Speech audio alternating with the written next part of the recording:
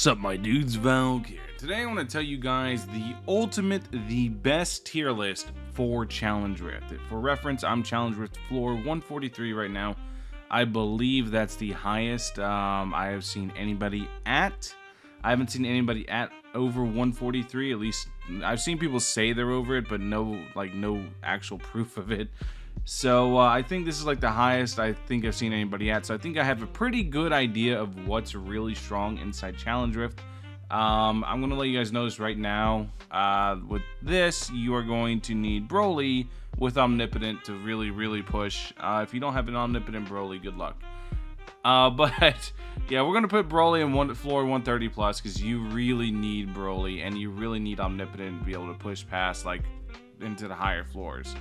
So let's go ahead, let's get into it. Let me talk about it and talk about exactly why everything is where it is. First things first, money and then Broly right here. You could put Sanji up there for money, but you really don't use him for that. The money is more of a plus with Sanji. I mean, you do use him for money, but for the most part, you're going to be using him for this because he's a very cheap buffer as well. And that's going to be a recurring theme you see around here is that everything's expensive. You have limited resources, so everything comes down to cost efficiency, how efficient something is versus the amount of price you have at it. Because one of the things I'm at currently, floor 143, I'm on the really short Naruto map, and I have to deal with 5.8 million HP runners wave 5. So, in order to deal with that, you are going to need lots of buffers on one main DPS option on a budget. You're going to have to be able to function very cheaply, which is why I'm really happy with my CEO plus Omnipotent Broly. You're going to have to be able to function on a budget. So, Broly is going to definitely be right here. He's absolutely the best damage option to use. His top path still deals really good damage because he has very high base damage, because he's the only one placement unit in the game currently. Maybe whenever more one placement units come into the game, there will be more options, but right now there is just Broly. Broly is very strong. Bulma, wave 0 Bulma strat, absolutely you have to. There's no denying it. You have to have a mythic Bulma if you really want to be able to do that. So yeah, that's 100% a must. So now we get into your other main damage options. I think with the other main damage options, you're really going to be struggling to get past floor 130. You might be able to, but it's going to be very difficult. So you go here to main damage option. Madara has the top 4 or the upgrade path 4. But I feel like Madara actually, right? Madara is really good. He just has a lower attack stat and lower attack ceiling than Whitebeard. I'm going to put Whitebeard over Madara, and this is going to shock a lot of people because I always put Whitebeard lower in the tier list. But this is specifically a Challenge Rift tier list. My tier lists were always based off Challenge Rift, but they weren't ever like 100% to it. Now this is 100% Challenge Rift, nothing else. So for Challenge Rift, Whitebeard over Madara, because if you can manage to get Whitebeard to his 5th bottom upgrade before you die, you just win the game. Because he's going to go full AoE at that point at a very good damage stat, and he's going to be able to do it on a semi-decent SP. I believe it's like 4 seconds. And then whenever you get him to his final upgrade, he does 3 alternating attacks on separate SPAs, so he's able to just turn out damage, constantly proc Mangekyo Sharingan with the Genjutsu, buy you a ton of time to be able to actually melt down the really chunky enemies. But Whitebeard's biggest issue is the biggest issue inside Challenge Rift, which is early game. Whitebeard does not function very well early game because he just has the cone, so you're going to need to generate a ton of money to actually be able to push him. Next up is Madara with the upgrade path 4. You go to top upgrade path 4 and sit there at the full AoE. If you can manage to get him some good range buffs or maybe some good range traits, you can take advantage of the full AoE, which it can proc the Mangekyo Sharingan, proc Genjutsu, proc all that stuff, and you'll be really good to go in that regard. The only issue is the lacking attack stat, and in the fact that if you upgrade past upgrade 4, you are going to be losing out because he goes into a cone, and at that point you're going to get overran because you need to be doing the full AoE. So that's a non-negotiable thing. You have to have that. But yeah, these two, in my opinion, if you're not using Broly, these two are the best. Next up is Mob as the 3rd and final main damage option, because if you can get CEO on Mob, or you can somehow reduce that cost of that 8,000 via Key of Kings, and you can reduce it to a much more manageable number, like 4,000, 5,000, somewhere around there. And you can get him to his full AoE. He's actually pretty good. But Mob is like way down a couple tiers of these guys because Mob is a hill. He is the first hill in the game, and you are going to have to keep that in mind with your placements, because some maps you're going to have very, very suboptimal placements, which placements everything inside Challenge Rift. You're going to have very, very suboptimal placements. So even if you do manage to get the cost reduction so you can actually run him as a main DPS option inside Challenge Rift, you still have the issue of placement. Placement still very much so, it just sucks with him, just straight up sucks. So next we get into the meta supports. The very first meta support probably is going to be Sakura. So why is Sakura the first one on the list? She gets her attack buff, I believe, off the top of my head, for a total of about 800 gold. She's able to give you about, I believe it's a 50% attack buff.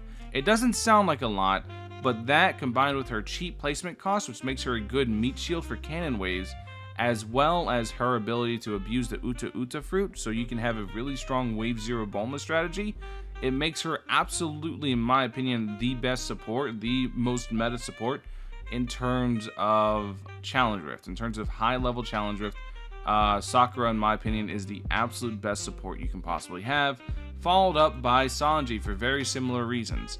Sanji is 325 to place, I believe, and then it costs somewhere around like 1,200 to actually be able to get him into buffing range to where he can start buffing. I believe he gets a really cheap 25% attack boost, but then it upgrades to 50% attack boost after another upgrade, and then after that 2150 gold or 2500 gold, it's 2215 for me with Key of Kings, but 2500 gold after that you're able to use him as a money unit. So in my opinion, Sanji is the second best support in terms of Challenge Rift, because it's cheap buffs, it's really good, and it's able to he's able to generate a lot of money, which you 100% need. You need that resource economy. You 100% need that income. So next up, probably I would put in third place is Steve. Now Steve is a lot more on the pricey side. He's really useless until you can get him all the way to his golden apple, at which point he becomes the best buff in the game at 250% base with the mythical ascension bug. I don't know exactly what it is. I've seen somebody do the math and somewhere around like a 375% attack buff with the mythical ascension bug. But it's 250% attack at base, which is absolutely the best buff in the game. And if you can actually fund this, you basically have won the game once you get the Steve buff onto your primary carry. Assuming you're using one of these three, you pretty much won the game at that point. Steve just helps you churn out turbo damage and do really, really well. So next up in terms of supports, we're going to have Nami. Nami buffs up crit rate, crit damage, crit rate, and range, and has a very big range to compensate for it, and she's full AoE buff on top of it, so she's able to help your supports reach your main carry. If the placement's kind of weird, it ends up becoming very good. She used to have a really cheap buff option where you could get it to about the similar price as Sanji. You could get to the crit damage buff, but now you can't get to that anymore. You can only get the crit rate buff early on. I believe the first buff doesn't even have range attached to it, so it's not really worth using her for the cheap buffer. You really need to hit the 2500 buff at bare minimum, and that's really, really expensive, so it definitely drops her back. Like there's no point in even Nami stacking anymore, where you used to go like 1 Nami upgrade 4, 1 Nami upgrade 3. That used to be the meta, and there's literally 0 point in doing it anymore. So these are the 4 main buffers you're going to want to focus on, and then after this comes All Might. All Might is a little bit on the pricey side with the bottom path. I believe All Might's pretty well balanced actually. He only has a 25% attack buffer, but because of mythical ascension bug, it's doing, I don't know how much, but it's definitely not doing 25%. But the other thing he does is he has very big range on a full AoE, so he's able to abuse things like if you put Death Note on him, he's going to be able to execute a lot of low HP enemies in a full AoE, so he can pair up with one of your really good full AoE damage options as well. And he's also able to abuse the Mangekyo Sharingan if you have a really, really good relic, or like a really good DPS relic, like for example, let's say you're just somebody that's insanely lucky and you have an R10 mythical Hyogokyu and you want to throw down your main damage option, then you can throw the Mangekyo Sharingan onto All Might, and All Might will actually be able to abuse that and be able to proc the Genjutsu because he has near perfect. If you can get the blue speed trait on him, specifically the blue one, he has near perfect uptime of Genjutsu, so you're able to abuse the ever-living shit out of it with All Might.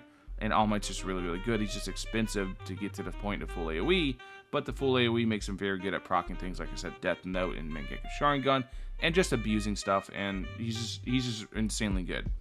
So next up is Jotaro. Jotaro, very specifically, a lot of times runners are going to be a very big issue whenever you're doing Challenge Rift because they get very tanky, very, very fast. Like I said earlier, at floor 143, I'm at 5.8 million HP runners on a short map, so slows like Jotaro are going to be very, very important because Jotaro's only 2150 gold to be able to get to his slow. He does take a lot of work because you are going to have to mythic him, you are going to have to shiny him, and you are going to have to try to roll double range traits. He does take a lot of work to actually get to a point where he's literally usable inside Challenge Rift, but if you actually get him to the point, he's actually a really, really strong support because he's only 2150 gold for a 40% slow, which is going to make or break a lot of times your ability to actually clear stuff inside Challenge Rift. So Jotaro is very, very, very good in that regard. So next up, we are going to go into our good but flawed category. Shinobu, first up. This is going to shock a lot of people. Everyone's like, isn't Shinobu meta? She's just too expensive for Challenge Rift. That you're going to see me say that a lot. Shinobu is insane, absolutely cracked out support, but to be able to actually get her final buff, it just costs way too much. It's 23k. You're not doing, yeah, you don't have the ability or the functionality to invest in that inside Challenge Rift, and you don't need a multi-buff in Challenge Rift because the current meta just favors you just going ahead and pushing just one unit basically. Sakuya.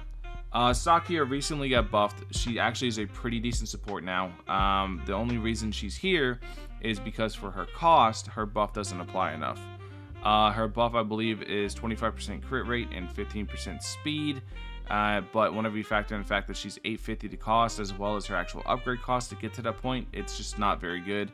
You're not going to be using it. You have better, cheaper options, and the fact that you mostly just want your attack stat to hit hard.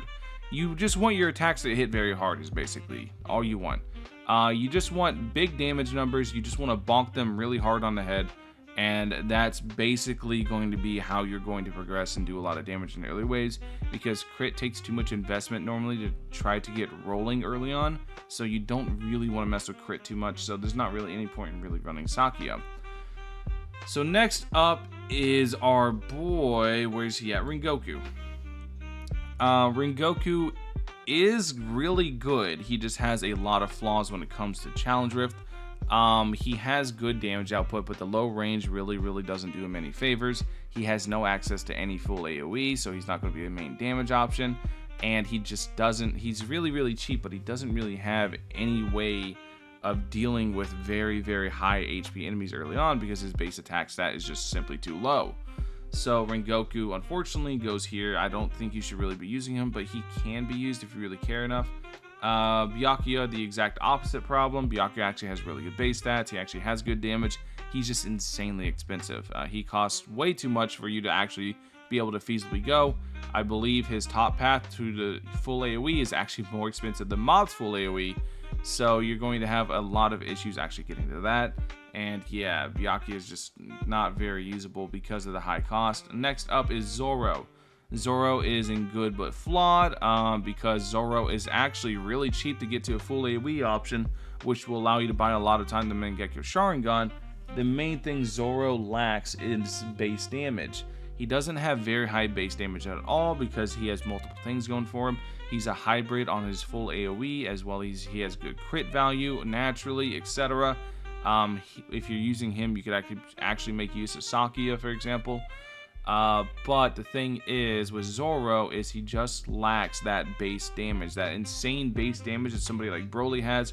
Zoro just simply does not have it, and that's a very big issue whenever you're trying to push inside really high challenge rifts. You're going to really struggle against very tanky enemies very early on, so you won't have the funds to full sim the upgrade, and you have to buy yourself time, and he's going to basically not be enough to clear out a lot of that really high HP enemies.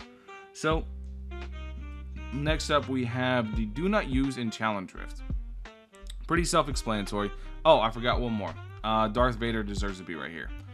Darth Vader is really good on 2 mats specifically. On Naruto and One Piece, Darth Vader is really good for his bottom path. But for anything else, you are going to struggle because he just doesn't have good AoEs. His AoEs kind of suck ass. If you can get him to his final upgrades, he does a lot of damage, but he's also insanely expensive on top of it. So he's good, but he has way too many flaws. So next up is do not use in Challenge Rift. Harry Potter. His base damage is too low. His support capabilities just aren't good enough. So I don't recommend using him in Challenge Rift. I do think he's a really good unit. I just don't think you should be using him in Challenge Rift at all. Sneaky Clone. Sneaky Clone, just once again, too expensive. Not high enough base damage. Really bad AoEs. Once again here, too expensive. He has good base damage. He has good AoEs, but he's just entirely too expensive. Way too expensive. Really good base damage, awful AoEs, awful like attack stuff. Like with that little line, you're not killing anything. Too expensive, good base damage. Bottom half has potential inside Challenge Rift, but for the most part, you're not going to be using them too much. There's way better options. Too expensive, bad AoEs. Too expensive, bad AoEs, and well, he's not actually that expensive, but he still just has pretty bad AoEs. Like lines, you're not going to do anything with. And then Luke is Luke. Luke is just not a very good kid. So this is basically a tier list. This is why everything is where it is. Let me know what you guys think in the comment section below. Thank you guys for watching. Catch you guys in the next one. Peace.